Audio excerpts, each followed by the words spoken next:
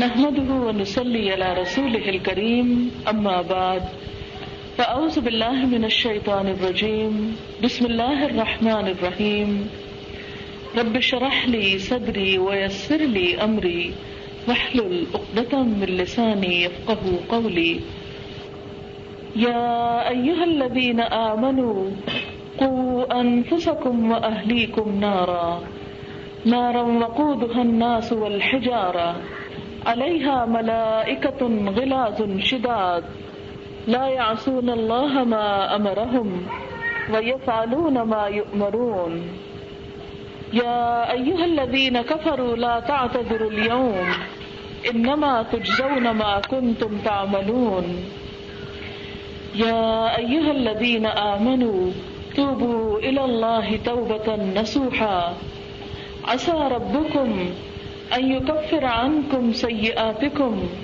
ويدخلكم جنات تجري من تحتها الأنهار يوم لا يخزي الله النبي والذين آمنوا معه نورهم يسعى بين أيديهم وبأيمانهم يقولون ربنا أتمم لنا نورنا واغفر لنا إنك على كل شيء قدير يا أيها النبي جاهد الكفار والمنافقين واغلظ عليهم ومأواهم جهنم وبئس المصير ضرب الله مثلا للذين كفروا امرأة نوح وامرأة لوط كانتا تحت عبدين من عبادنا صالحين فخانتاهما فلم يغنيا عنهما من الله شيئا وقيل ادخلا النار مع الداخلين وضرب الله مثلا للذين آمنوا امرأة فرعون إذ قالت رب ابن لي عندك بيتا في الجنة ونجني من فرعون وعمله ونجني من القوم الظالمين ومريم ابنة عمران التي أحسنت فرجها فنفخنا فيه من روحنا وصدقت بكلمات ربها وكتبه وكانت من القانتين صدق الله العظيم۔ شروع کرتی ہوں اللہ کے نام سے جو بے انتہا مہربان نہایت رحم فرمانے والا ہے۔ معزز خواتین، اس وقت میں نے آپ کے سامنے سورۃ التحریم جو 28ویں سپارے کی آخری سورت ہے اس کی 6 آیات پڑھی ہیں، آیت 6 سے لے کر 12 تک۔ اس میں خطاب ایمان والوں کو ہے۔ یا ایھا الذین آمنوا، اے لوگو جو ایمان لا چکے ہو۔ ایمان والا کون ہے؟ ہر وہ شخص جو اس بات کا اظہار کرے، اس بات کا دعویٰ کرے کہ اللہ میرا رب ہے، محمد صلی اللہ علیہ وسلم میرے رسول ہیں، میرے رہنما ہیں، رشتوں کو اللہ کی مخلوق مانے کہ ان کے ذریعے ہدایت کا پیغام انبیاء تک پہنچا، کتابوں کو مانے، خاص طور پر قرآن حکیم کو، اللہ کی کتاب اور اللہ کی بات مانے، آخرت کے دن پر یقین رکھے، اس بات کو سمجھے کہ میں اللہ کی طرف سے آیا ہوں اور اللہ ہی کی طرف مجھے واپس جانا ہے۔ ہر وہ شخص جو اس بات کو اپنی زبان سے کہتا ہے، وہ اس کے دل میں کچھ بھی ہو، لیکن جب وہ زبان سے کہہ دیتا ہے تو وہ ایمان والا کہلاتا ہے۔ ہاں، اگر دل میں کچھ ہو اور زبان پہ کچھ ہو تو اس کو منافقت کہتے ہیں، اور اگر ایک شخص دل میں ایک بات کو مانتا بھی ہو لیکن زبان سے اس کا اقرار نہ کرتا ہو تو بھی وہ ایمان والا نہیں کہلا سکتا۔ اس بات کا اپنی زبان سے اقرار کہ واقعی اللہ سب سے بڑا ہے، یہ معمولی بات نہیں۔ سورۃ یاسین میں ایک شخص کا واقعہ بیان ہوا ہے کہ جب پوری قوم کے لوگوں نے پیغمبروں کی بات نہیں مانی تو اس وقت ایک شخص شہر کے دور دراز کونے سے دوڑتا ہوا آیا اور کہنے لگا وَمَا لِيَ لَا أَعْبُدُ الَّذِي فَطَرَنِي وَإِلَيْهِ تُرْجَعُونَ، مجھے کیا ہے کہ میں اس ذات کی عبادت نہ کروں جس نے مجھے پیدا کیا ہے اور اسی کی طرف تم سب کو واپس جانا ہے۔ اور پھر اپنی قوم سے بھی کہا کہ تم بھی مان جاؤ، پیغمبروں کی بات مان لو، لیکن قوم نے نہیں مانا۔ اس نے کہا انی آمنت بربکم فاسمعون، میں تمہارے رب پہ ایمان لے آیا، تم سن لو۔ اس کا یہ کہنا ہی تھا کہ اس کو قتل کر دیا گیا، لیکن آپ کو معلوم ہے کہ اس کے فوراً بعد اسے جنت میں پہنچا دیا گیا. قیل ادخل الجنہ، کہہ دیا گیا جنت میں چلے جاؤ. کیوں؟ اس لیے کہ وہ ایمان لا چکا تھا. ایمان لا کر اس بات کا کوئی قرآن پاک میں کوئی ذکر نہیں ہے کہ اس نے کوئی نمازیں پڑھی ہوں ابھی، یا اس نے کوئی حج کیا ہو، یا اس نے کوئی زکوٰۃ دی ہو، یا اس نے کچھ بھی اور کیا ہو. صرف ایمان لایا تھا. ابھی عمل کا وقت ہی نہیں آیا کہ اسے دنیا سے جانا پڑا. تو محض اس بات کے اقرار نے اور پوری قوم کے سامنے اس بات کے کہنے نے اللہ تعالیٰ کے نزدیک اس کو ایک بہت بڑی عزت عطا کی. اسی لیے وہ آگے جا کے کہتا ہے یا لیت قومی یعلمون بما غفر لی ربی وجعلنی من المکرمین. کاش میری قوم کو پتہ چل جائے کہ کس بات کی بنا پر میرے رب نے مجھے بخش دیا، یعنی میری پچھلی ساری زندگی کے گناہوں کو معاف کر دیا اور مجھے عزت والوں میں شامل کر دیا، بڑے بڑے عمل کرنے والوں میں شامل کر دیا. شہادت کا درجہ ایک بہت بڑا عزت کا درجہ ہے. مرنے کے فوراً بعد، موت تو ہے ہی نہیں خیر شہادت، لیکن دنیاوی طور پر جس کو موت کہتے ہیں، اس کے فوراً بعد ایک شخص جو ہے وہ جنت میں پہنچ جاتا ہے. کہتا ہے کاش لوگوں کو پتہ چل جائے کہ میرے رب نے مجھے عزت والوں میں داخل کر دیا. یہ عزت کا ملنا کس بنا پر تھا؟ ایمان لانے کی بنا پر. ایمان لانا کوئی معمولی بات نہیں ہے. ہستی کو ماننا جس نے ہمیں پیدا کیا، جس کا ہم پر سب سے بڑا حق ہے، جس کا ہم پر سب سے بڑا احسان ہے. تو ایسے ہی ایمان والوں سے خطاب ہے یا ایھا الذین آمنوا، اے لوگوں جو ایمان لا چکے ہو، مان چکے ہو، اس حقیقت کو سمجھ چکے اور اس کا اظہار کرتے ہو، اقرار کرتے ہو. یعنی ایک حقیقت کو، اللہ تعالیٰ کی وحدانیت کو جاننا، مان لینا، دل سے یقین کر لینا، زبان سے اقرار کرنا، اور تیسری چیز عمل سے تصدیق کرنا. ایمان کیا ہے؟ اقرار باللسان و تصدیق بالقلب. زبان سے اقرار اور عمل سے اس کی تصدیق. یعنی ایمان جب دل میں داخل ہوتا ہے تو جا کے اس کو پوری طرح پکڑ لیتا ہے، اس کو اپنے احاطے میں کر لیتا ہے. اور جو چیز دل کو پکڑ لے پھر انسان اس کے سحر سے اور اس کے خیال سے اور اس کی یاد سے پھر باہر نکل نہیں سکتا. تو جس دل میں اللہ کی محبت آ جاتی ہے، اللہ تعالیٰ کی ذات پر یقین اور بھروسہ آ جاتا ہے، تو پھر ایمان کا لطف کیا ہوتا ہے؟ جیسے ایک حدیث میں آتا ہے کہ اس شخص نے ایمان کا مزہ چکھ لیا، اس کو ایمان کی حلاوت، مٹھاس، ٹھنڈک پہنچی کہ جو یہ کہتا ہے کہ میں اللہ کے رب ہونے پر راضی ہو گیا اور اسلام کے دین ہونے پر اور محمد صلی اللہ علیہ وسلم کے نبی ہونے پر. تو ایمان جب حقیقی معنوں میں دل میں داخل ہوتا ہے تو پھر ہو نہیں سکتا کہ زبان پر اس کا اقرار نہ آئے، زبان سے اس کا اظہار نہ ہو. اب میں دیکھو گا کہ کسی کی کوئی بات آپ کو بری لگتی ہے تو پھر ہو نہیں سکتا کہ آپ ایک دفعہ زبان سے کہیں نہ پلٹ کے. مثلا کسی نے آپ کو تنگ کیا، تکلیف دی، پریشان کیا، آپ صبر کرتے ہیں، روتے ہیں، اور پھر اس کے بعد پلٹ کے آتے ہیں، میں ذرا ایک دفعہ بول کے کہوں تو کہ مجھے یہ چیز لگ گئی ہے، مجھے تم سے تکلیف پہنچی. کچھ لوگوں میں اتنی ضرورت ہوتی ہے کہ وہ سامنے بھی کہہ دیتے ہیں کہ مجھے تم سے بہت تکلیف پہنچی، اور کچھ لوگوں میں اتنی نہیں ہوتی تو وہ کیا کرتے ہیں کہ پیٹھ پیچھے کہتے رہتے ہیں جب تک ان کا دل ٹھنڈا نہیں ہو جاتا، ضرور ذکر کرتے رہتے ہیں. اسی طرح اگر کوئی چیز دل کو بہت اچھی لگ جائے تو پھر ہو نہیں سکتا کہ زبان پہ تعریف نہ آئے. جب تک تعریف کر نہ چکے اس وقت تک ہم کو چین نہیں آتا. جہاں بھی بیٹھیں گے ہم اس کو ذکر کریں گے. تو بالکل اسی طرح جس شخص کے دل میں اللہ تعالیٰ کی ذات پر ایمان آ جائے پھر ہو نہیں سکتا کہ اس کی زبان پر اللہ کا ذکر نہ آئے، ہو ہی نہیں سکتا. وہ تو خود بخود اس کی بات نکلے گی. جہاں کہیں بیٹھے گا، اٹھے گا، کہیں پر بھی ہوگا، بہانے سے وہ اللہ کی بات ضرور کرے گا، اس لیے کہ اس کو ذات سے محبت ہے. تو جس سے محبت ہوتی ہے اس کی بات زبان پہ لازماً آتی. اور پھر آپ نے دیکھا ہوگا کہ ایسے لوگوں کو کبھی جھجک بھی نہیں ہوتی. وہ کانشیسلی بھی کرتے ہیں، وہ انکانشیسلی بھی کرتے ہیں، وہ خوشی سے بھی کرتے ہیں، وہ ہر حال میں کرتے ہیں. اسی لیے قرآن پاک میں آتا ہے الذین یذکرون اللہ قیاما وقعودا وعلی جنوبہم، وہ لوگ جو اللہ کو یاد کرتے رہتے ہیں کھڑے بھی اور بیٹھے بھی اور لیٹے بھی، ہر حال میں. والذاکرین اللہ کثیرا والذاکرات، کثرت سے اللہ کا ذکر کرنے والے مرد اور عورتیں.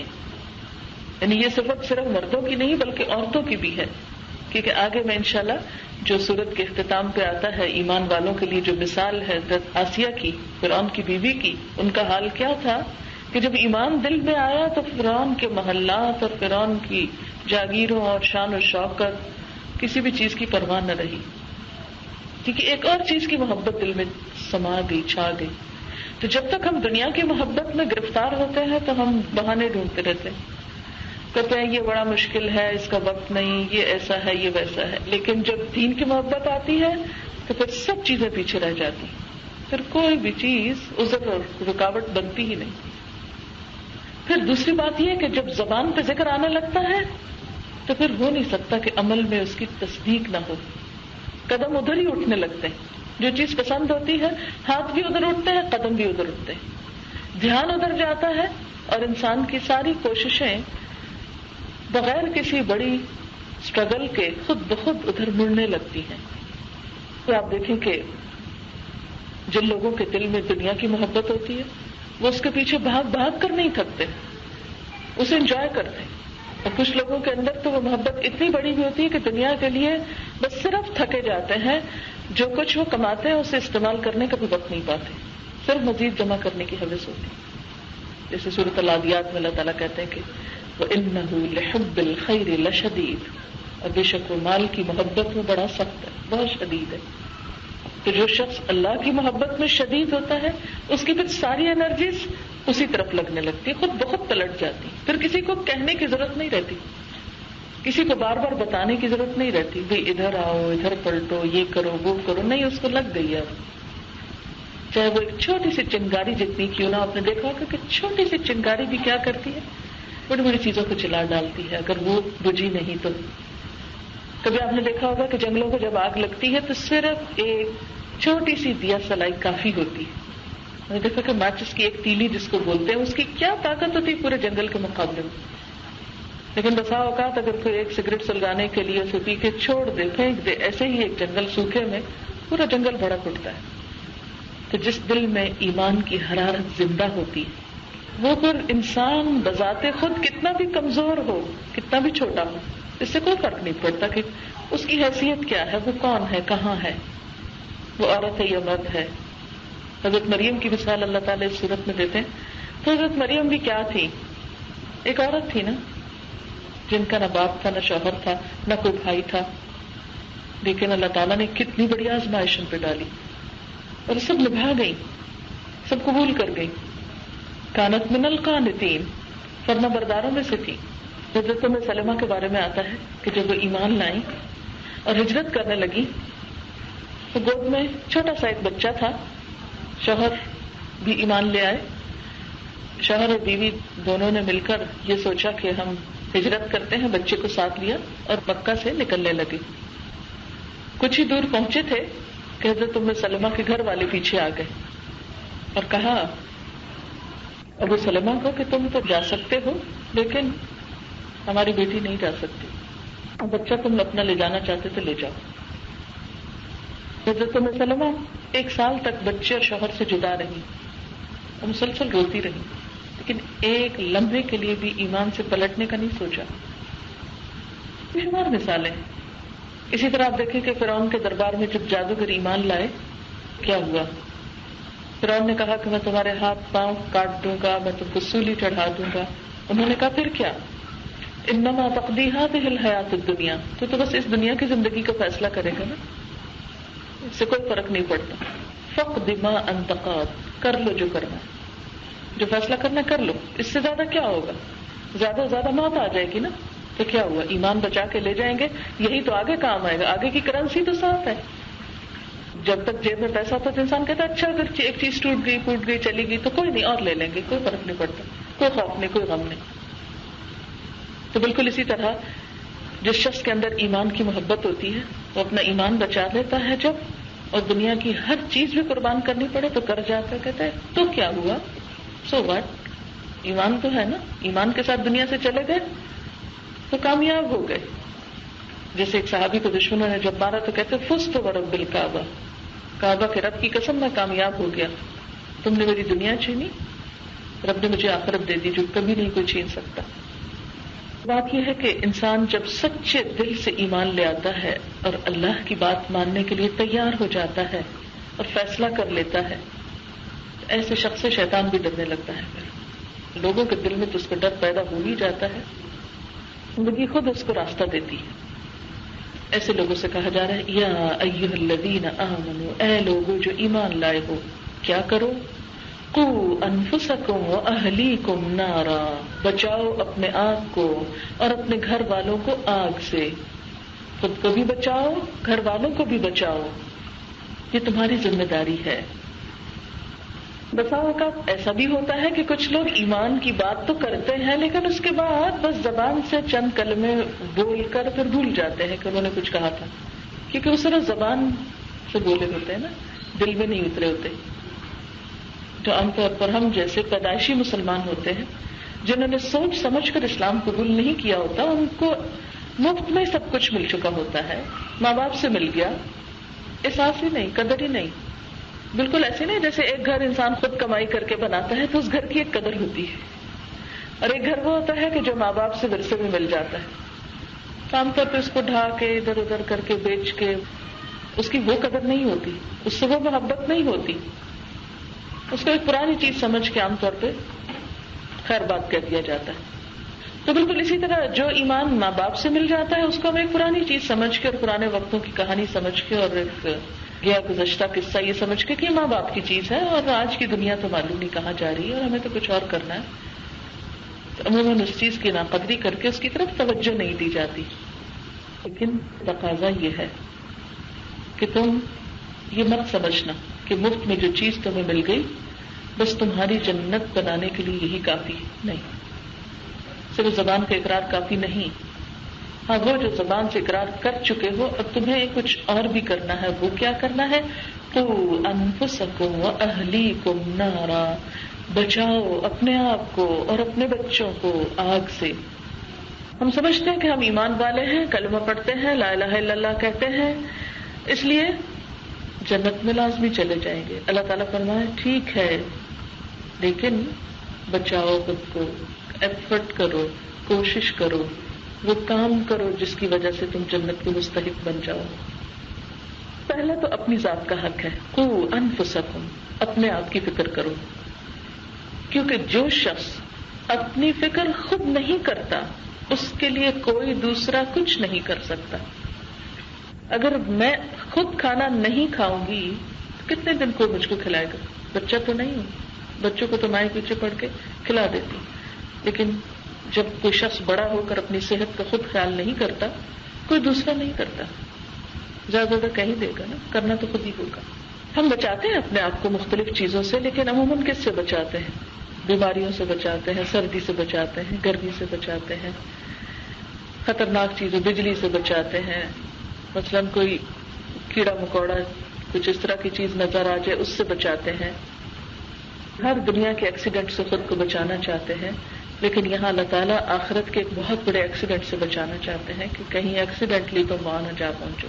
قوا انفسکم, بچاؤ اپنے آپ کو, واہلیکم, اور اپنے گھر والوں کو. اگرچہ دونوں چیزوں کا ذکر قرآن پاک کی اس آیت میں اکٹھا آیا ہے لیکن یہ دونوں الگ الگ بھی ہیں اور ایک دوسرے کے ساتھ ضروری بھی ہیں, کیونکہ جس شخص کے اندر خود ایمان نہیں, صحیح طور پر خود عمل نہیں, وہ اپنے بال بچوں کو صحیح کر ہی نہیں سکتا. ان کو کیا کہہ سکتا ہے وہ جو خود نہ کرے؟ جو نہ خود نماز نہ پڑھتی ہو وہ کیسے بچوں کو کہہ سکتی ہے بچوں نماز پڑھو؟ وہاں ایمان کے تقاضے خود نہ پورے کرے وہ اپنے بچوں سے کرا ہی نہیں سکتی. اس لیے کیا حکم دیا گیا, قوا انفسکم, پہلے خود کو. اب نے دیکھو گا عموماً جب آپ جہاز پہ فلائی کرتے ہیں کہتے ہیں کہ آکسیجن ماسک پہلے خود پہنے پھر بچوں کو پہنا ہے, کیونکہ اگر آپ کو ہوش نہیں رہی تو بچوں کو بھی نہیں پہنا سکیں گے اور اس طرح دونوں جائیں گے. پہلے خود کو بچاؤ, اپنی فکر کرو, جب تم کو ہوش آ جائے گی, تمہارے اندر ایمان کی چنگاری لگ جائے گی, پھر بچوں کے پیچھے بھی بھاگ لو گے. جو ماں خود بیمار ہو وہ بچے کی صحت کا خیال رکھ ہی نہیں سکتی. جس کے اندر خود طاقت نہ ہو اس کے پیچھے بھاگ ہی نہیں سکتی, اس کے لیے کچھ نہیں کر سکتی. قوا انفسکم واہلیکم نارا, آگ سے بچو. اچھا, آگ سے بچنے کے لیے تو ایمان تھا نا, ایمان کے بعد اب کیا کرنا ہے؟ ہاں, کچھ ایسی چیزیں جو ایمان کو نقصان دیتی, جیسے اللہ تعالیٰ فرماتے ہیں کہ بہت سے لوگ ایسے ہیں کہ جو ایمان لا کر بھی شرک کرتے ہیں. الا وہم مشرکون, ایک طرف ایمان لاتے ہیں, دوسری طرف ایسے کام کرتے ہیں جو شرک میں شامل ہو جاتے ہیں. دکھاوا, ریاکاری شرک ہے, اور تھوڑا سا ریا بھی شرک ہے. آپ صلی اللہ علیہ وسلم نے فرمایا ان اخوف ما اخاف علیکم الشرک الاصغر, جس چیز سے میں تمہارے بارے میں بہت ڈرتا ہوں, سب سے زیادہ ڈرتا ہوں, وہ شرک اصغر ہے.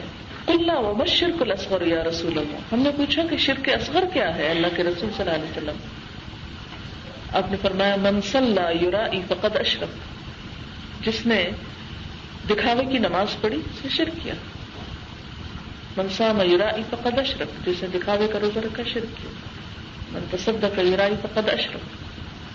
پہلی چیز کیا ہے کہ جب خود کو آگ سے بچانا ہے تو ایسے کاموں سے جن میں نمبر 1 شرک آتا ہے. الحمدللہ میں سے کوئی بتوں کو پوچھتا نہیں ہے, لیکن پتھر کے بتوں کو تو نہیں پوچھتے ہم. بسا اوقات گوشت پوشت کے انسانوں کو بت بنا کے پوچھتے ہیں, ان سے ڈرتے ہیں جیسے اللہ سے ڈرنا چاہیے. کہ کچھ لوگ ایسے ہیں جو ان بتوں سے ایسے ڈرتے ہیں جیسے اللہ سے ڈرنا چاہیے. اب دیکھیں کہ کتنی ہی دفعہ ہماری زندگی میں ایسا ہوتا ہے نا کہ ایک صحیح کام ہم کو کرنا ہوتا ہے, لیکن ہمیں پتہ بھی ہوتا ہے کہ یہ صحیح ہے, لیکن ہم نہیں کرتے. کس کے ڈر سے؟ لوگوں کے ڈر سے. لوگوں کو شریک کر لیا نا رب کے ساتھ, رب کے حکم میں شریک کر لیا. شرک جو ہوتا ہے ذات میں بھی ہوتا ہے, صفات میں بھی ہوتا ہے, حکم میں بھی ہوتا ہے, اختیارات میں بھی ہوتا ہے. اسی طرح اللہ کو سب سے بڑا سمجھنا چاہیے. بسا اوقات ہم دوسروں کو بھی بڑا سمجھنے لگتے ہیں, اور ان کی باتوں کو بڑا سمجھ کر اللہ کی بات, قرآن کی بات, دین کی بات کو معمولی سمجھتے ہیں. اور یہ چیز ہمارے رویوں سے ظاہر ہوتی ہے نا.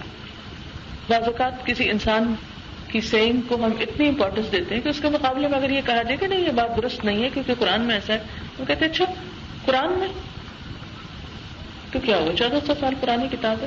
یہ بھول جاتے ہیں کہ یہ اللہ کا کلام ہے. یہ کہتے ہیں کہ بہت پرانی کتاب ہے, اور آج تو نیا دور ہے, جدید باتیں ہیں, ماڈرنزم ہے, اس لیے پرانی باتوں کو چھوڑو. لیکن نہیں, اللہ کی ذات کبھی پرانی نہیں ہوئی, موسٹ ماڈرن, اور اس کا کلام کبھی پرانا نہیں ہوا, وہ موسٹ ماڈرن کلام.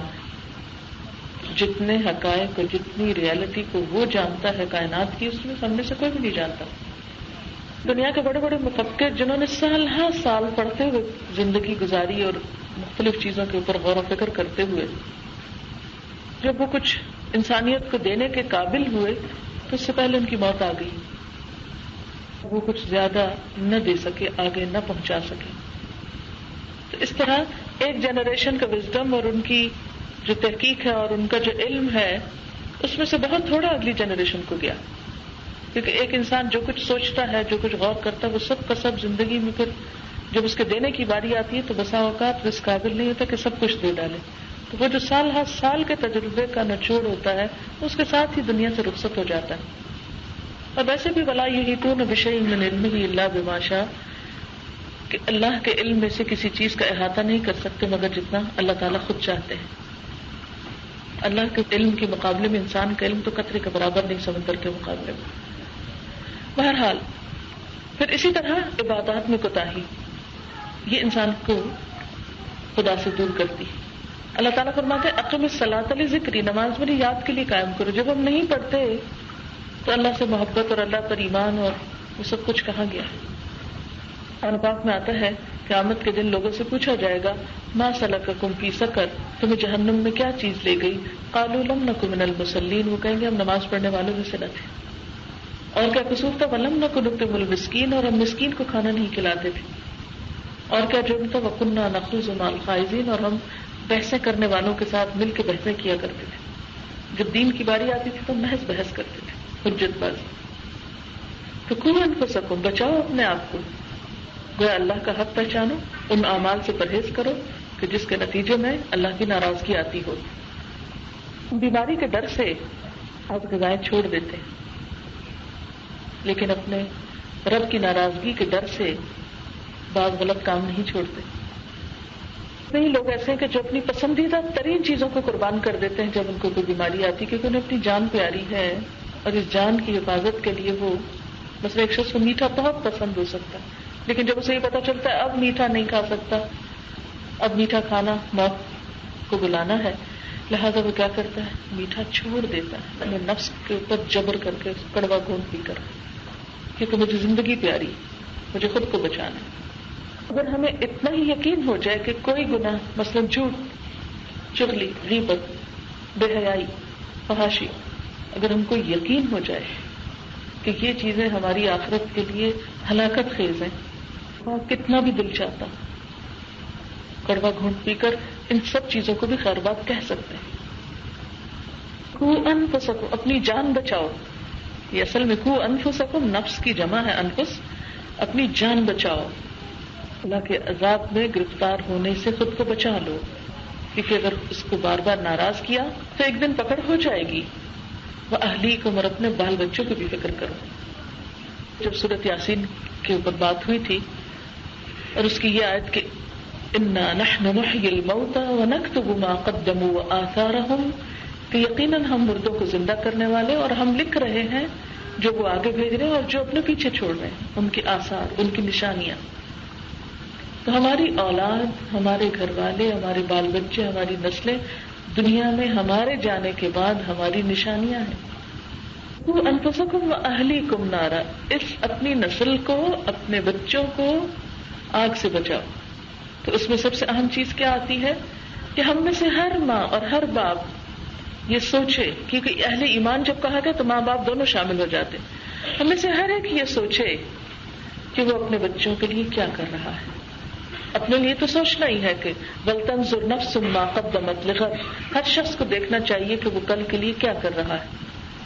تو ہمیں یہ بھی دیکھنا ہے کہ ہم اپنے بچوں کے لیے کیا کریں. اچھا، بہت سے لوگ یہ کہتے ہیں نا کہ ہم اس ملک میں ہیں اور یہاں بڑی مشکل ہے، ایسا ہے ویسا ہے. ہر جگہ مشکل ہے، کہاں مشکل نہیں. جیسے بچے کو پالنا بڑا کرنا مشکل ہے، ایسے ہی اس کی روحانی تربیت بھی مشکل ہے. جیسے فزیکلی اس کی اپ برنگنگ ایک مشکل کام ہے. کوئی ماں یہ کہتی ہے کہ مجھے تو پتہ ہی نہیں چلا بچے کیسے پل گئے، یہ محض ایک محاورہ ہے، سب کو پتہ چلتا ہے. راتوں کو جگاتے ہیں، دن کو رلاتے ہیں، پریشان کرتے ہیں، کبھی بیمار ہیں، کبھی تندرست ہیں، اسی طرح طرح سے بچے پریشان کرتے ہیں. تب جا کے وہ بڑے ہوتے ہیں، سمجھدار ہوتے ہیں. اور ہم دن گنتے ہیں کہ کب یہ سمجھدار ہوں، انڈیپینڈنٹ ہو، اپنا آپ سنبھالے تو ہماری بھی جان ذرا آزاد ہو. جن ماؤں کے بچے چھوٹے ہیں ان کو اچھی طرح معلوم ہے کہ چھوٹے بچوں کی اپ برنگنگ جو ہے وہ کتنا مشکل کام ہے.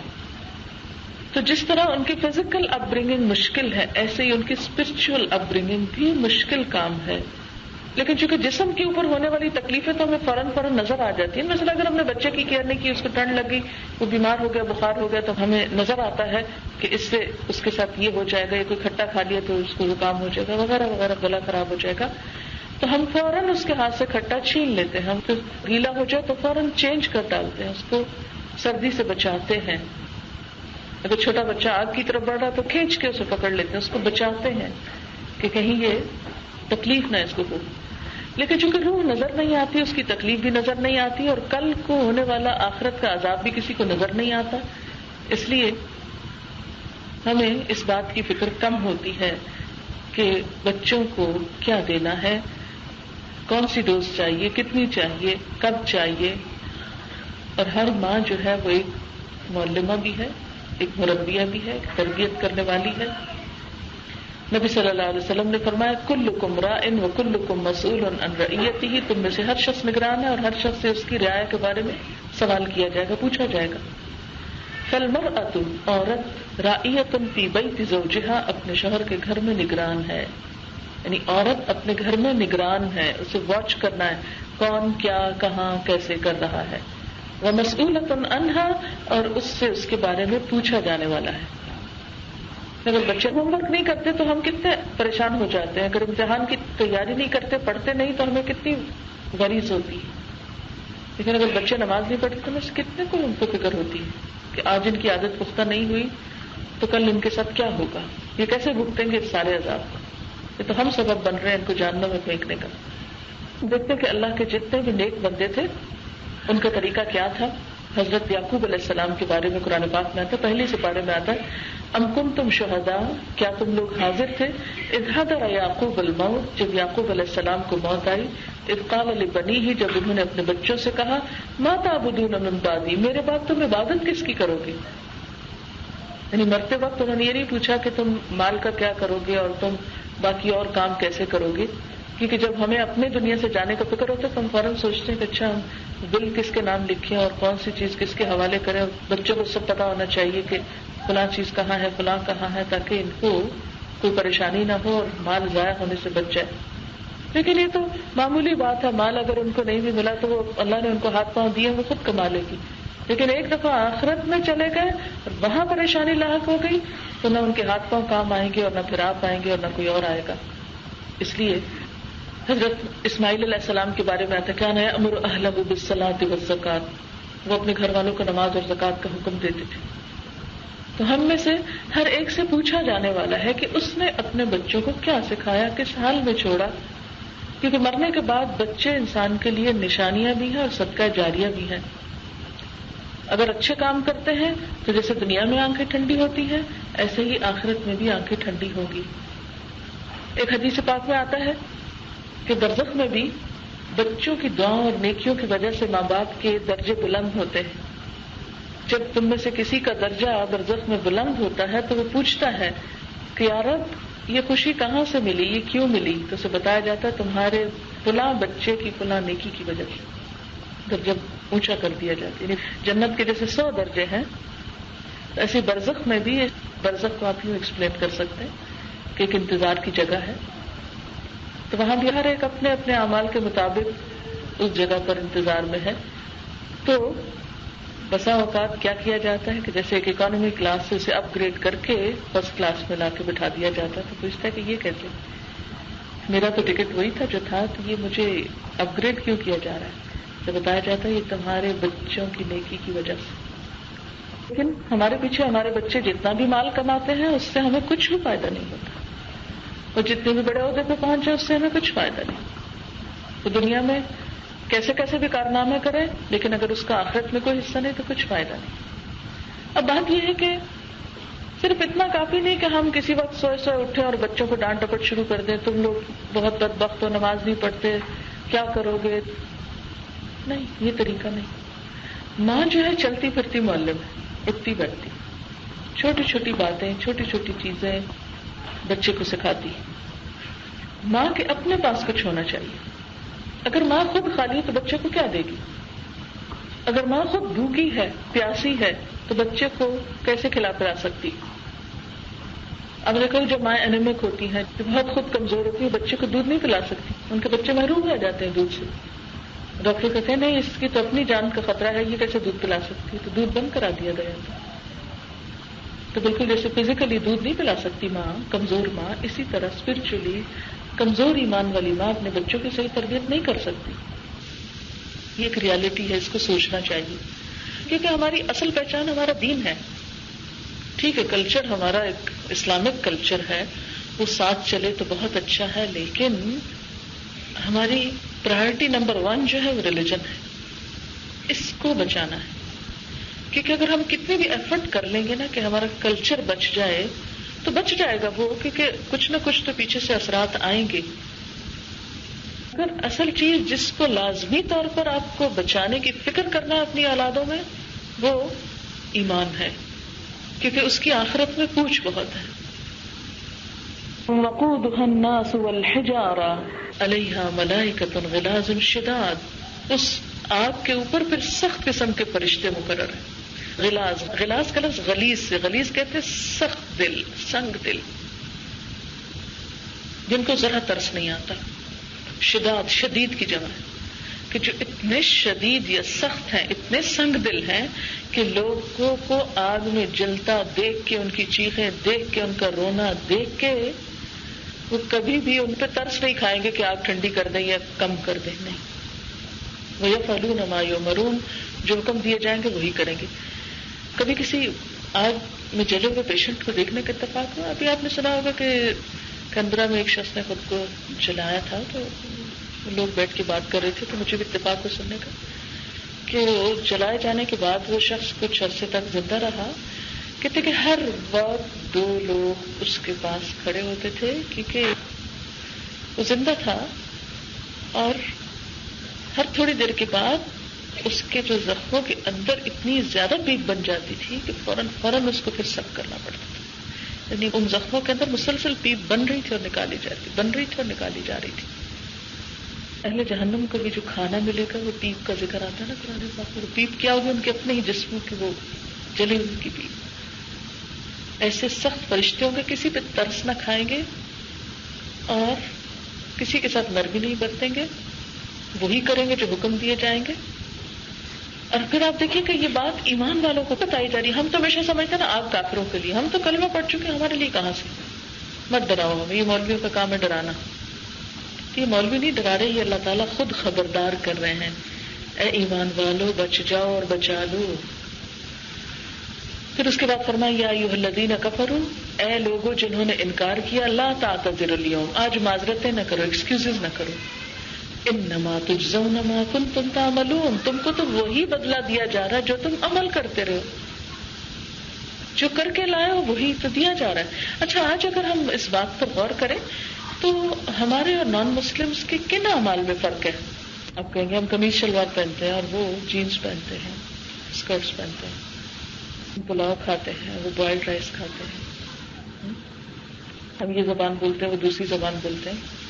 نماز نہ ہم پڑھتے نہ وہ پڑھتے. ان میں سے کئی روزہ نہیں رکھتے، وہ بھی نہیں رکھتے. ڈانس پارٹیوں میں وہ جاتے ہیں، اسی میں ہم جاتے ہیں، کیونکہ اس ملک میں آخر ہم رہتے ہیں تو ہمیں بھی انجوائے کرنا ہے. انٹرٹینمنٹ ہمیں بھی وہی چاہیے جو ان کے پاس ہے. یعنی کتنی باتیں ایسی اور کتنے ہی کام ایسے کہ جس میں کبھی نہیں سوچتے کہ نہیں ہم ڈفرینٹ ہیں اور ہمیں نہیں کرنا. ہم کہتے لو ہم جہاں رہتے ہیں یہاں یہ سب کر رہے ہیں تو ہم آئے کیوں تھے، پھر جب آ گئے ہیں تو اب ہمیں وہی کرنا جائز ہو گیا جو سب کر رہے ہیں. زمین تو اللہ کی ہے، یہ تو نہیں کہا گیا کہ تم کسی جگہ نہ جاؤ، لیکن مسلمان اپنے ایمان کے ساتھ جاتا ہے. اور جہاد اسی کا نام ہے کہ جہاں انسان برائی دیکھے، غلط کام دیکھے، اس میں خود کو نہ ڈھالے، اس کو بدل دے. وہ آتا ہے نا قرآن پاک میں کہ کچھ لوگوں کی جب جان نکالی جائے گی تو ان سے فرشتے جو ہیں وہ ان کے ساتھ سخت ناراض ہوں گے اور بہت سختی سے پیش آئیں گے. وہ کہیں گے کہ تم نے اپنی جان پہ ظلم کیا، اس لیے تمہارے ساتھ یہ سختی ہو رہی ہے. تو وہ کہیں گے کہ ہم زمین میں بہت کمزور تھے. الم تکن ارض اللہ واسعہ، اللہ کی زمین وسیع تھی تو ہاجر کیا. کمزور تھے تو پھر تم کہیں ادھر ادھر چلے جاتے جہاں تم کمزور نہ رہتے. اور اب تو ماشاءاللہ اتنی کمیونٹی ہونے کے بعد کیوں کمزور ہے؟ کوئی کمزور نہیں ہے. چیزیں الحمدللہ مسلمانوں والی ہیں، بہت کچھ ہو رہا ہے، اویئرنیس ہے، شعور ہے، اللہ کا احسان ہے، لیکن اس کو مزید آگے بڑھانے کی ضرورت ہے، مزید کیئرفل ہونے کی ضرورت ہے. اگر ہمارے اوپر صرف ذمہ داری اتنی نہیں کہ ہم خود مسلمان بن کے جیے، ہمارے اوپر ذمہ داری یہ بھی تو ہے نا کذالک جعلناکم امۃ وسطا لتکونوا شہداء علی الناس، ہم نے تمہیں امت وسط بنایا تاکہ تم لوگوں پہ گواہ بن جاؤ. ہماری یہ بھی ایک ریسپانسبلٹی ہے کہ ہمارے آس پاس جو دوسرے لوگ ہیں ان تک بھی ہمیں دین کا پیغام پہنچانا ہے.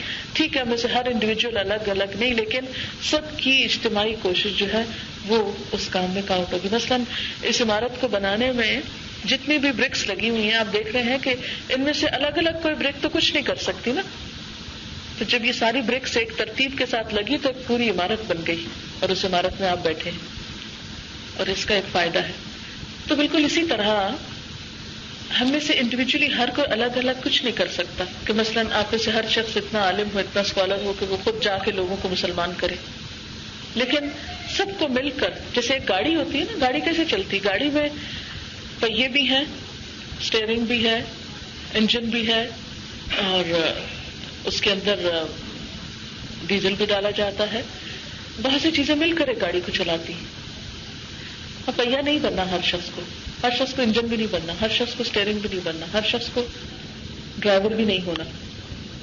لیکن بعض پرزے کتنے چھوٹے چھوٹے ہوتے ہیں اور بعض جو پرزوں کو جوڑنے والے پیچ ہوتے ہیں آپ نے دیکھا ہوگا کہ وہ اسکرو جو ہوتے ہیں وہ نظر بھی نہیں آتے، مگر وہ اندر اتنا زبردست طریقے سے جڑے کر ان کے اندر کوئی چیز ڈھیلی ہو جائے ساری گاڑی ہل جائے، چلے ہی نہ. بعض اوقات آپ نے دیکھا ہوگا کہ چھوٹی سی چیز اس کے اندر سے کوئی سرکٹ بریک ہو جاتا ہے، کوئی تار ہل جاتی ہے تو ساری گاڑی بیکار ہو کے کھڑی ہو جاتی ہے. تو اس کا مطلب ہے کہ ایک ایک پرزہ جو ہے اس کا وہ سب امپورٹنٹ ہے. تو ایک ایک مسلمان امپورٹنٹ ہے. ہم میں سے ہر شخص اہم ہے. ہم سب مل کر اسلام کی عمارت بناتے ہیں. آپ صلی اللہ علیہ وسلم نے فرمایا کہ مسلمان جو ہے ایک عمارت کی طرح ہے جس کا ہر حصہ دوسرے کو مضبوط کرتا ہے, جس کی ہر اینٹ دوسری اینٹ کو سہارا دیتی ہے. ایک جسم کی طرح ہے, ہر اس جو ہے وہ دوسرے کے لیے ایک سپورٹر. ایک کو تکلیف ہوتی ہے سب بیمار ہوتے ہیں, سب جاگتے ہیں. سر میں درد ہو تو آپ سو نہیں سکتے, اب یہ تو نہیں کہہ سکتے آنکھوں کو تو کچھ نہیں اس لیے میں تو سونے لگی, مجھے کوئی پرواہ نہیں, سر میں درد ہے. نہیں, آپ نہیں سو سکتے کیونکہ آپ سب مل کر ایک ہو جاتے ہیں. تو اسی لیے مسلمانوں کے اندر سے باہم یہ چھوٹی چھوٹی باتوں پہ اختلاف اور چھوٹی چھوٹی باتوں پہ ناراضگیاں اور چھوٹی چھوٹی باتوں کو انا کا مسئلہ بنا لینا, جماعتوں اور فرقوں اور گروہ بندیوں میں اس طرح بٹ جانا کہ ایک دوسرے سے نفرت کریں, یہ بات غلط ہے. یعنی یہ تو قدرتی بات ہوگی کہ آپ اگر ایک علاقے میں رہتے ہیں تو آپ اکٹھے ہیں, آپ ایک گروپ بن گئے, آپ نے اپنا ایک نام رکھ لیا, دوسرے علاقے کے لوگ اور جگہ پر اکٹھے ہو گئے, وہاں ان کو کنوینئنٹ ہے اکٹھے ہونا, انہوں نے ایک نام رکھ لیا. یہ نام تو پہچان ہے, نام لڑنے کے لیے تھوڑی ہوتا ہے. مثلاً آپ کا نام کیا ہے, آپ کی پہچان ہے. تو جس طرح ایک انڈیویجول کی پہچان ہوتی ہے ایک نام, اسی طرح ایک جماعت یا ایک گروہ کی پہچان ہوتی ہے وہ نام جس سے وہ پہچانا جاتا ہے. لیکن نام امپورٹنٹ نہیں, آپ امپورٹنٹ ہیں. کسی جماعت کا نام امپورٹنٹ نہیں, اس کا کام امپورٹنٹ ہے.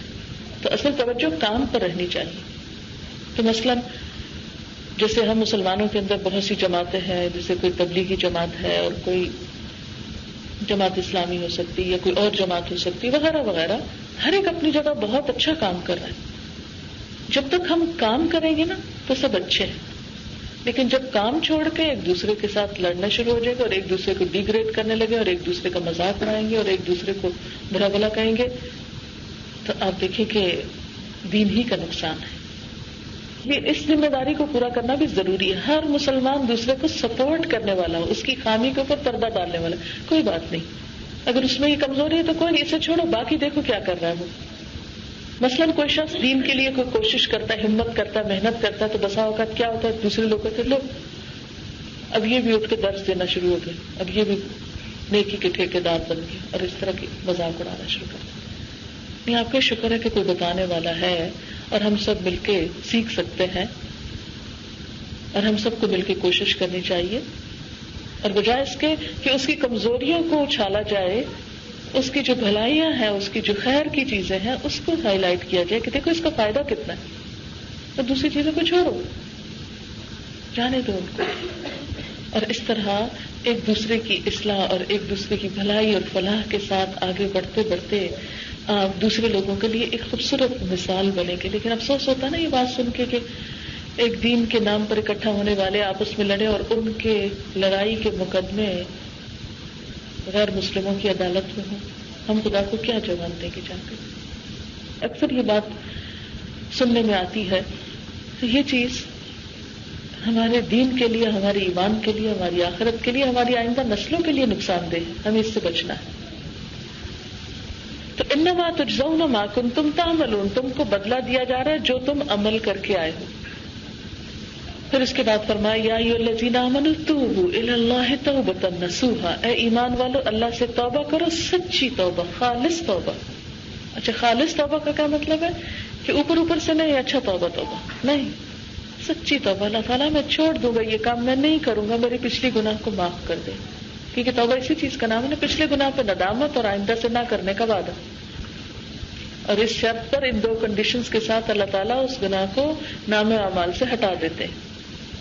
توبوا الی اللہ توبۃ نصوحا عسیٰ ربکم ان یکفر عنکم سیئاتکم, امید ہے کہ تمہارا رب تمہاری خطاؤں کو, برائیوں کو تم سے دور کر دے گا اور تم کو ایسے باغوں میں داخل کرے گا جن کے نیچے نہریں بہتی ہوگی. کبھی آپ نے آبشار دیکھی ہوگی, فالس دیکھی ہوگی, پانی کی واٹر فالس جو ہے, کس قدر خوبصورت سین ہوتا ہے.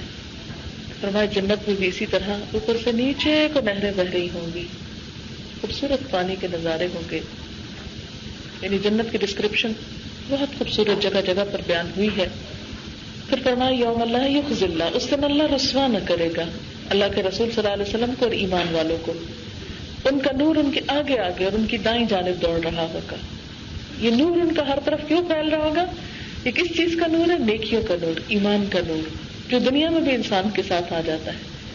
اس کے دل میں روشنی آ جاتی ہے، اس کی نگاہوں میں آ جاتی ہے، اس کی ہر چیز میں ایک روشنی آ جاتی ہے، جس کی وجہ سے وہ روشن خیال ہو جاتا ہے، وسیع دل اور دماغ کا ہو جاتا ہے، اس کا دل بڑا ہو جاتا ہے. چھوٹی چھوٹی چیزوں پہ وہ لڑنا جھگڑنا اور آپس میں ناراضگیاں وہ چیزیں نہیں رکھتا، دوسرے کو معاف کرنے والا ہوتا ہے، جھگڑا ختم کرنے والا ہوتا ہے. اسی لیے اللہ سبحانہ وتعالیٰ نے اس شخص کے لیے وعدہ کیا ہے جنت کے بیچ میں گھر کا جو حق پہ ہوتے ہوئے جھگڑا چھوڑ دے. یعنی وہ سچا ہے لیکن وہ صرف اس لیے جھگڑا چھوڑ رہا ہے کہ بس جھگڑا ختم ہو جائے. ایسے شخص کو اللہ تعالیٰ جنت کے بیچ میں گھر دینے، بہترین جگہ پر اس کو جگہ ملے گی. اور یہ نور ہر ایک کا فرق کیوں ہوگا؟ جیسے جیسے جس کے اعمال ہوں گے، اپنے ذاتی اعمال بھی، ما قدموا بھی و آثارہم، اور جو اپنے پیچھے چھوڑ کے جائے گا. اور جس شخص کی نیکیوں کی خوشبو جتنی دور دور تک جائے گی، پھر اس وقت وہ دعائیں مانگیں گے، اللہ ہمارا نور ہم پہ تمام کر دے اور ہم کو بخش دے، تو ہر چیز پہ قدرت رکھنے والا ہے. یہ کیوں دعا مانگیں گے؟ اس لیے کہ شروع میں منافقین کو بھی روشنی ملے گی لیکن اچانک وہ بجھ جائے گی. ان کی بجھی ہوئی روشنی دیکھ کر ایمان بھی کیا کرنے لگیں گے؟ دعائیں مانگیں گے، یا اللہ تو ہماری روشنی ہم سے نہ لینا، ہماری روشنی ہم پر مکمل کر دے اور تو ہم کو بخش دے. دیکھیں ایمان والوں کی دعا وہاں بھی بخش دے، حشر کے میدان میں بھی کیا کہیں گے؟ یا اللہ بخش دے. نور بھی ہے، سب کچھ ہے، اعمال بھی ہیں، پھر بھی کہیں گے یا اللہ بخش دے. کیونکہ جب تک اللہ کی رحمت نہ ہو بخشش نہیں ہوتی. صرف اعمال کو دیکھ کے کوئی بھی نہ یہ سوچے کہ میں تو بخشا ہوا، نہیں، اللہ کی رحمت چاہیے بخشش کے لیے. پھر اللہ تعالیٰ فرماتے ہیں یا ایھا النبی جاہد الکفار والمنافقین واغلظ علیہم ومأواہم جہنم وبئس المصیر. اے نبی صلی اللہ علیہ وسلم منافقوں اور کافروں سے جہاد کیجیے اور ان پہ سختی کیجیے. یہ کون سا جہاد اور کون سی سختی ہے؟ اس سے مراد یہ ہے کہ جب اپنے دین پر عمل کرنا ہو تو اسٹرگل کرو اور ان کے ساتھ فرم رویہ رکھو. یعنی کہ کسی کے کہنے پر اپنے اصولوں کو بدلتے نہ جاؤ بلکہ فرم رویہ رکھو. یہ نہیں آپ کہہ کے چھوڑ سکتی اعلیٰ وہ کرنے نہیں دیتے تھے، نہیں، اپنے اندر ایسا ایمان اور ایسی قوت پیدا کرو کہ تم کو راستہ ملے اپنے دین پر عمل کرنے کا. پھر اللہ تعالیٰ دو مثالیں بیان کرتے ہیں، ایک مثال کافروں کے لیے اور ایک ایمان والوں کے لیے. کافروں کے لیے سمجھانے کو مثال یہ دی گئی کہ دیکھو دو پیغمبر تھے، نوح علیہ السلام اور لوط علیہ السلام، اور دونوں ہی اللہ تعالیٰ کے بہت نیک بندے تھے، لیکن دونوں کی بیویوں نے اپنے شوہروں سے خیانت کی، اپنے شوہروں کی بات نہ مانی، ایمان پر نہ قائم رہی، عمل نہیں بدلا. لہذا ان دونوں سے کیا کہا گیا؟ فَلَمْ يُغْنِيَا عَنْهُمَا مِنَ اللَّهِ شَيْئًا، وہ دونوں اپنی بیویوں کے کام نہ آ سکے، اللہ سے نہ بچا سکے. وَقِيلَ ادْخُلَا النَّارَ مَعَ الدَّاخِلِينَ، اور کہہ دیا گیا آگ میں جانے والوں کے ساتھ تم دونوں بھی چلی جاؤ. قِيلَ ادْخُلَا، دونوں داخل ہو جاؤ. اب آپ دیکھیں کہ نوح علیہ السلام کون تھے؟ وہ پیغمبر جنہوں نے 950 سال اللہ تعالیٰ کی عبادت کی اور لوگوں کو دین کی طرف بلایا اور دین کے لیے طرح طرح کی تکلیفیں اٹھائیں. ایک دن نہیں، 2 دن نہیں، سورۃ نوح آپ پڑھیں تو آپ حیران ہو گئے کہ کہتے ہیں یا اللہ میں نے لوگوں کو کھلے کھلے بھی اور چھپ چھپ کے بھی اور اونچی بھی اور سرگوشیوں میں ہر طرح سے سمجھایا لیکن یہ نہیں مان کے دیے.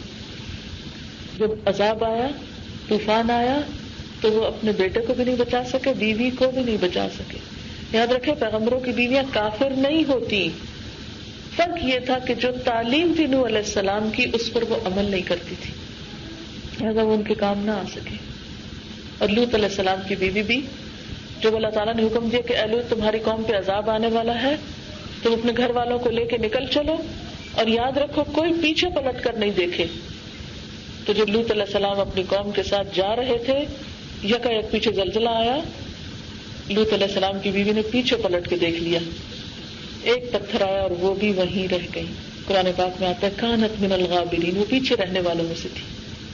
کیوں پیچھے رہی؟ کیونکہ اللہ کی بات نہیں مانی. پیغمبر کی بیوی تھی، اللہ کی بات نہیں مانی، نہیں بچا سکے. ہم میں سے بہت سے لوگ یہ کہتے ہیں نا کہ ہم بزرگوں کی اولاد ہیں اور ہم سید ہیں یا ہمارے والدین بہت نیک ہیں وغیرہ وغیرہ، تو اس لیے ہم بھی بخشے جائیں گے. یا بعض لوگ کہتے ہیں کہ ہم حضور صلی اللہ علیہ وسلم کی امت میں سے ہیں اس لیے ہماری چھوٹ ہو جائے گی. اب یہ دیکھیے کہ سورۃ التحریم کی آیت کیا بتاتی ہے کہ پیغمبروں کی بیویوں نے اپنے شوہر کی بات نہیں مانی، حالانکہ زبان سے وہ بھی کلمہ پڑھتی تھی، پیغمبر ان کو کام نہیں آ سکے. سورۃ ہود کے اندر آتا ہے پورا واقعہ اور پڑھ کر رونا آ جاتا ہے کہ جس طرح نوح علیہ السلام اپنے بیٹے کو آخری مومنٹ پہ بلا رہے ہیں، یا بنی ارکب معنا، اے بچے ہمارے ساتھ سوار ہو جاؤ. بچہ بولا سآوی الی الجبل یعصمنی، میں پہاڑ پہ چڑھ جاؤں گا مجھے پناہ دے گا. نوح علیہ السلام کہنے لگے لا عاصم اليوم، آج کوئی بچانے والا نہیں، من امر اللہ، اللہ کے حکم سے. ابھی یہ باتیں ہو رہی تھی، نوح علیہ السلام لاسٹ مومنٹ پہ بھی بیٹے کو سمجھا رہے، بیٹا نہیں مانا. حال بینہم الموج، ایک موج آئی، کان من المغرقین، غرق ہونے والوں میں سے تھا. یہ نہیں کہ کافر تھا، نوح علیہ السلام کا بیٹا بھی کافر نہیں تھا، کلمہ وہ بھی پڑھتا تھا، لیکن اس کی مشکل کیا تھی؟ کہا جاتا ہے کہ اس کی صحبت اچھی نہیں تھی، اس کے دوست اچھے نہیں تھے. لاسٹ مومنٹ پر بھی وہ اپنے ان کافر دوستوں کو نہیں چھوڑ سکا تھا کہ میں ان کے ساتھ جاؤں گا، آپ کے ساتھ نہیں، ادھر ان کے ساتھ جاؤں گا. اب بھی ایسا تھا نا کہ بعض اوقات آپ لوگوں کے انٹرسٹ اور دلچسپیاں کچھ اور ہیں، بچوں کی کچھ اور ہیں. وہاں بھی یہی مسئلہ تھا. نبی صلی اللہ علیہ وسلم نے اپنے خاندان والوں کو جمع کیا، کھانے پر بلایا اور سب کو باری باری پکارا، یا بنو عبد مناف، یا بنو ہاشم، یا امت صفیہ، یا بنت فاطمہ، سلونی من مالی ما شئتم، میرے مال میں سے جو مانگتے ہو مانگ لو مجھ سے. انی لا اغنی عنکم من اللہ شیئا، اللہ کے سامنے میں تمہارے کام نہ آؤں گا، تمہیں نہیں بچا سکوں گا. دنیا میں جو چاہتی ہو لے لو مجھ سے، وہاں نہیں ملے گا. اگر تم نے اپنے اچھے عمل نہیں کیے تو میرا نبی ہونا تمہارے کام نہیں آئے گا.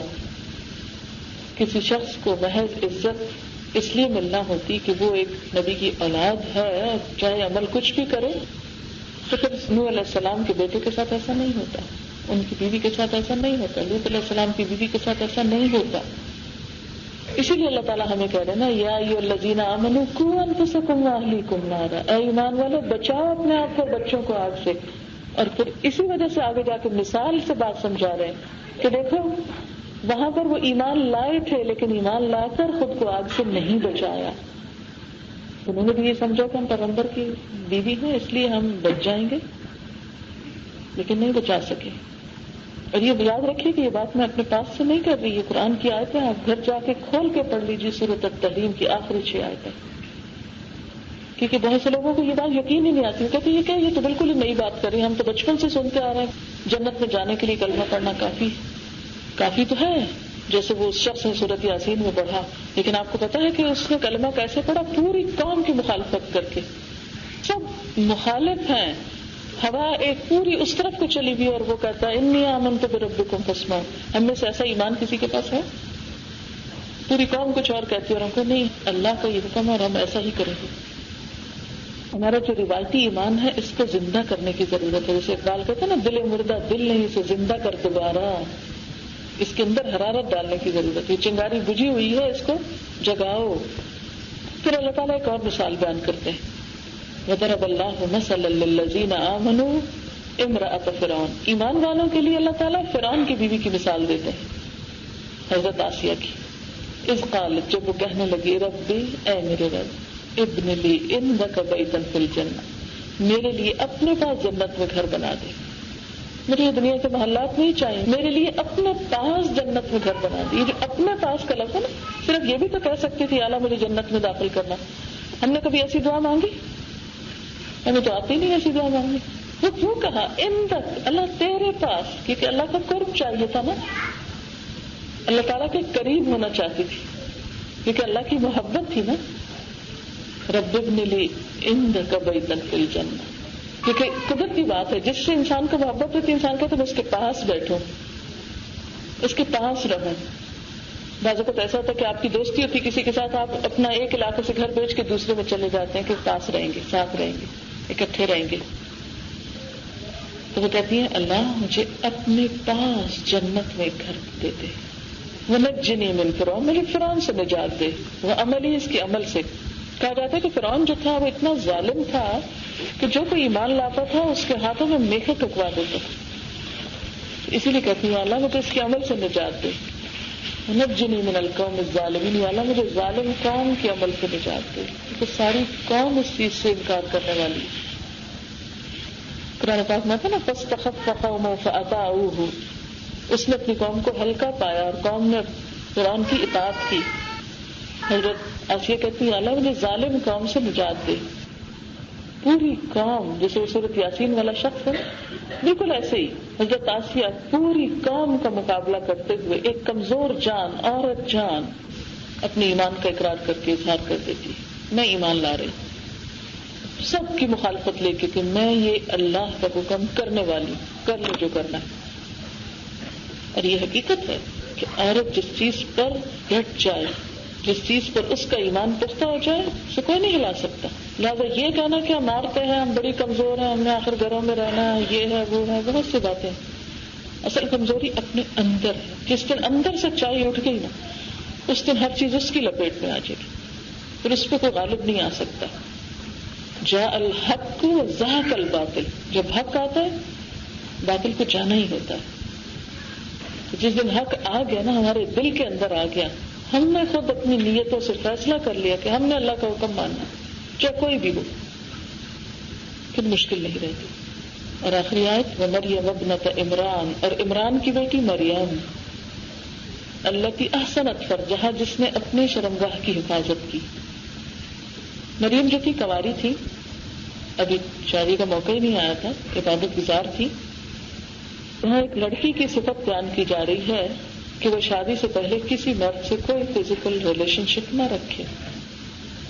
التی احسنت فرجہا فنفخنا فیہ من روحنا، اس نیکی کا ہم نے اس کو بہت اچھا بدلہ دیا، تو اس نے اپنی روح سے پھونک دیا۔ وصدقت بکلمات ربہا وکتبہ، اس نے اپنے رب کے کلمات کی تصدیق کی اور اس کی کتابوں کی تصدیق کی۔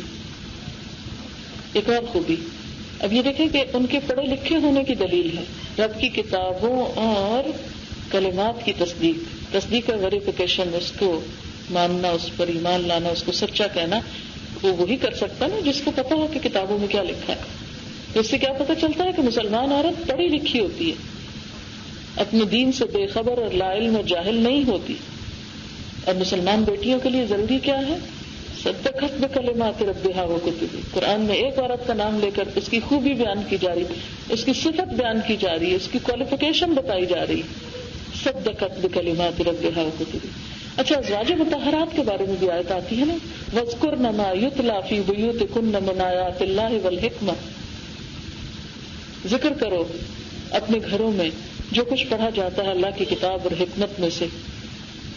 اور وَاذْكُرْنَ کا مطلب خود بھی پڑھو اور آگے بھی پڑھاؤ۔ اسی لیے حضرت عائشہ رضی اللہ تعالیٰ عنہ نے 48 ایئرز تک حضور صلی اللہ علیہ وسلم کے بعد امت کی عورتوں مردوں سب کو تعلیم دی۔ وصدقت بکلمات ربہا وکتبہ وکانت من القانتین، اور وہ فرما بردار لوگوں میں سے تھی۔ ایک مسلمان بیٹی کی تعریف کہ وہ فرما بردار، نیک، اطاعت گزار تھی۔ کتنا بڑا سرٹیفکیٹ ہے جو اللہ رب العزت کی طرف سے ایک بچی کو ملا۔ وہ دنیا میں کسی انسٹیٹیوٹ، کسی یونیورسٹی، کسی ادارے، کسی چیز کی طرف سے کوئی سرٹیفکیٹ مل جائے، کوئی انعام ملے تو ہم کہتے ہیں کہ آنر ملا ہے۔ یہ اس سے بڑا آنر کوئی ہے کہ کسی کے بارے میں اللہ تعالیٰ یہ گواہی دے دے کہ وہ بہت فرما بردار تھی، وہ بہت اچھی تھی۔ کوئی سرٹیفکیٹ ملتا ہے تو اس کے بعد کیا ہوتا، ختم ہو جاتا ہے۔ میری ایک جاننے والی تھی، دوست تھی، کہ ہسبینڈ کی ڈیتھ ہو گئی تھی، میرے جانے کا اتفاق ہوا تھا۔ نماز پڑھ کر میں بیٹھی تو میں نے دیکھا کہ سامنے کچھ فریم رکھے ہوئے ہیں، تو میری نظر پڑی تو وہ ان کے ہسبینڈ کے جو ڈگریاں تھیں ان کے فریمز تھے نا، شیشے میں لگے ہوئے، خوبصورت تھی۔ تو میرے دل کو کوئی دھچکا لگا نا، میں نے کہا ہم لوگ کتنا دوڑتے ہیں اس کاغذ کے ٹکڑے کے پیچھے، لیکن جب ہم جاتے ہیں تو یہ پیچھے ہی رہ جاتا نا، اور اب یہ کسی اور کے کام آ ہی نہیں سکتا۔ جانے والے کے بھی وہاں نہیں پوچھا جائے گا کہ یہ تھا یا نہیں، اصل تو پوچھا جائے گا نا یہ لے کے کیا نا، اس کے بعد کام کیا۔ ڈگری کی کتنی ویلیو ہوتی ہے نا، کتنا خوش ہوتے ہیں ہم یہ ڈگری مل گئی، کس طرح سیلیبریٹ کرتے ہیں بعض اوقات، کس طرح سجاتے ہیں، کس طرح دکھاتے ہیں، کس طرح سناتے ہیں۔ لیکن جب انسان دنیا سے چلا جاتا ہے کوئی ڈگری نہیں جاتی ساتھ، نہ ڈگری کی وجہ سے کسی کو پہچانا جاتا ہے وہاں، نہ وہ کام آتی۔ اختتام اسی پہ کروں گی، یا ایھا الذین آمنوا قوا انفسکم واہلیکم نارا، اہم ترین کام، اہم ترین کامیابی، بچا لو اپنے آپ کو اور اپنے بال بچوں کو آگ سے. دنیا کی آگ نہیں، دنیا کی گرمی نہیں، آخرت کی آگ جو بہت ہی سخت ہے، جو ایمان والوں کے لیے بھی ہو سکتی ہے، جو زبان سے تو دعویٰ کرے مگر عمل وہ نہ کرے، جو آگ سے بچنے کے لیے ضروری ہے. وآخر دعوانا ان الحمدللہ رب العالمین. السلام علیکم.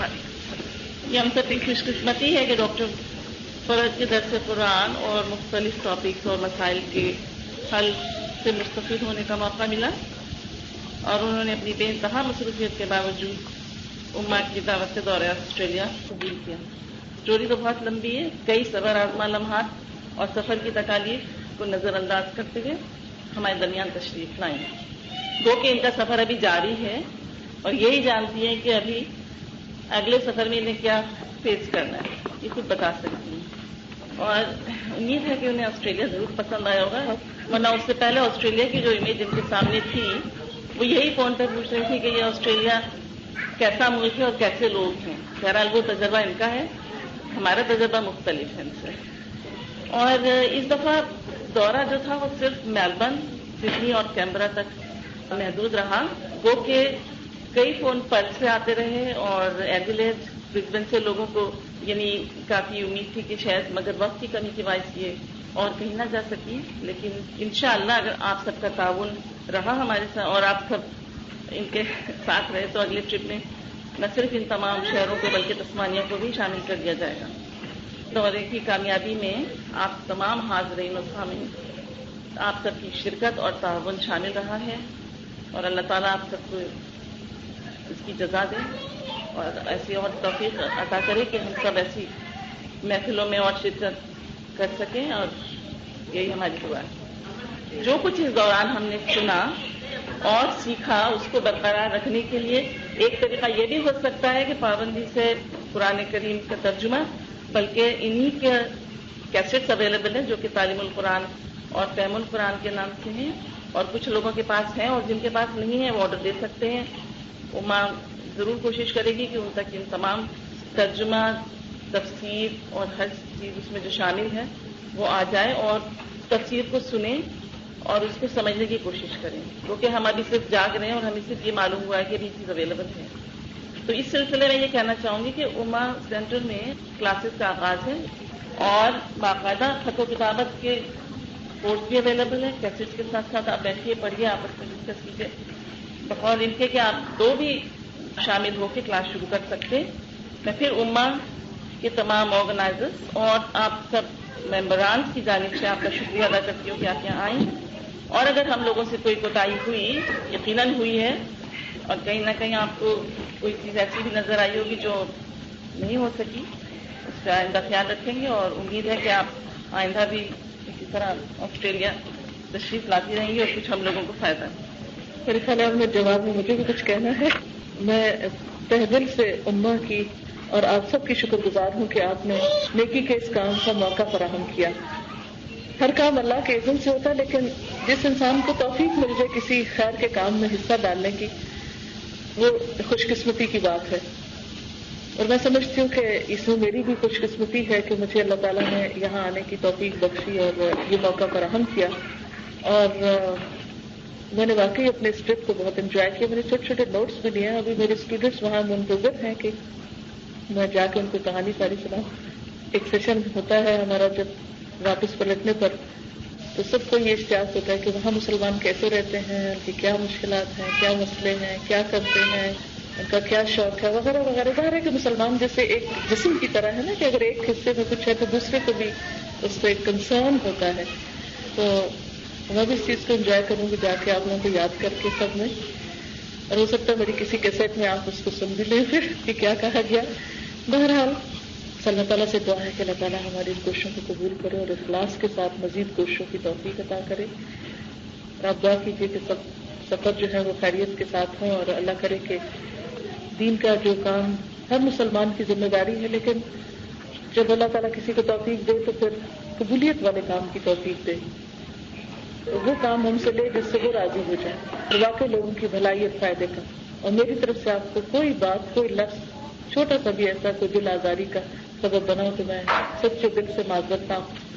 مجھے امید ہے کہ انشاءاللہ تعالی اللہ تعالیٰ کی خاطر اس ملاقات کو اور جن جن لوگوں نے اس میں جو بھی کنٹریبیوشن کیا ہے, کسی بھی طرح جو تعاون ایک دوسرے کے ساتھ کیا, میری سب کے لیے دعا ہے اللہ تعالیٰ ان کو بہترین جزائے خیر عطا کرے. سبحانک اللہم و بحمدک نشہد ان لا الہ الا انت نستغفرک و نتوب الیک. والسلام علیکم و رحمۃ اللہ وبرکاتہ.